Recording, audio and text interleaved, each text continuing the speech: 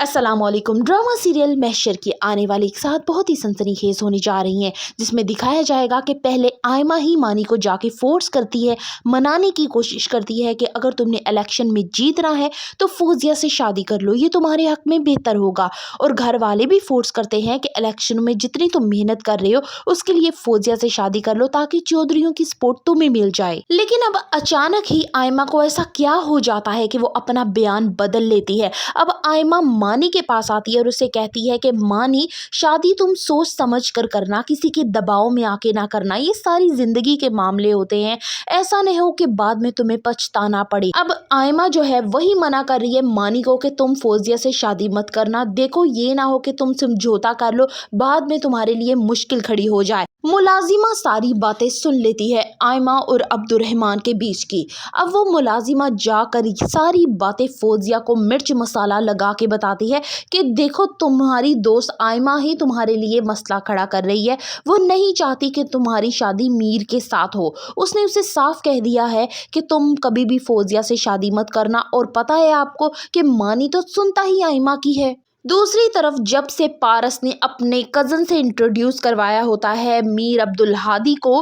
वो इतना बेचैन होने लग जाता है कि उसे लगता है कि शायद वो पारस को खो देगा।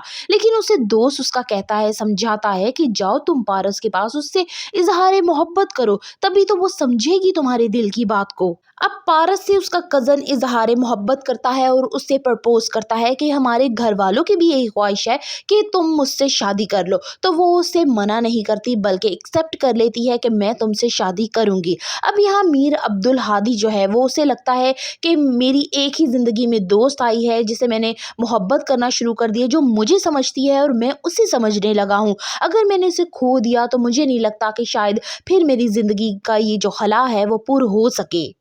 कहानी में आगे आने वाला है एक नया ट्विस्ट, जब आयमा की तबीयत बिगड़ती है और घर वाले सारे ये समझते हैं कि शायद आयमा प्रेग्नेंट हो गई है, कोई खुशखबरी आने वाली है। शायद ऐसा ना हो, लेकिन जिस तरह से शो करवाया जा रहा है और आयमा का जिस तरह से शर्माना है, उससे साफ ऐसा ही लग रहा है कि शायद आयमा प्रेग्नेंट हो जाती है।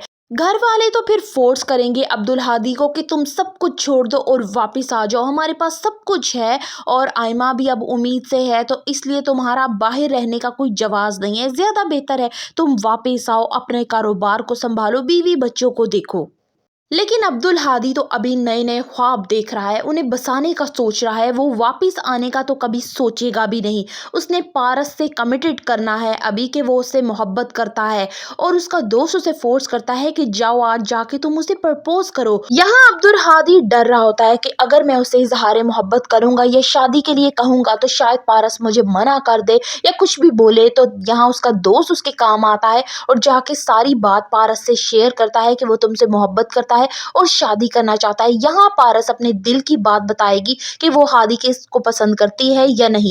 ड्रामा सीरियल महशर की आने वाली एक साथ बहुत ही धमाकेदार होने वाली है। So for the reviews of Mahshar kindly subscribe my channel and like the video.